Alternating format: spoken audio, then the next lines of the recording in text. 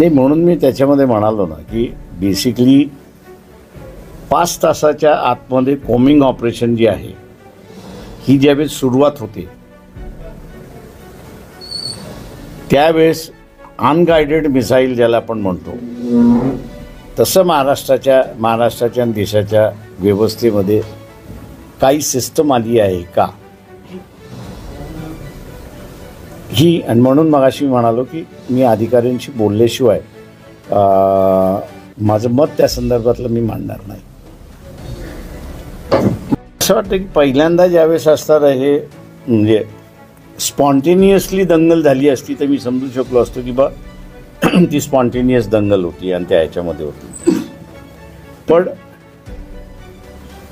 इथे माझ्या अंदाजानं जे आहे, म्हणून मी मगाशी म्हणालो की अजून मी थोडंसं ओपिनियन व्यक्त करायला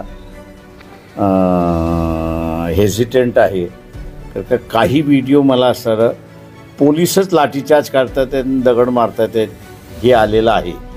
त्याच्यामुळे ते ट्युटर्ड व्हिडिओ आहेत किंवा क्लोनिंगचे व्हिडिओ आहेत ते मी थोडंसं जरा बघायला सांगितलेलं आहे आणि मला एकदा कळलं की ते जेन्युइन आहेत, मग मी माझं मत त्या ठिकाणी व्यक्त करतो. ठाम स्टेटमेंट करू शकतो की 2 मराठ्यांच्या भांडणामध्ये हा सगळा बळी आहे. कोणतं 2 मराठी? ठाम, ते योग्य वेळेस नाव सांगितलं. वंचित बहुजन आघाडीचे नेते प्रकाश आंबेडकर हे आज परभणीत होते.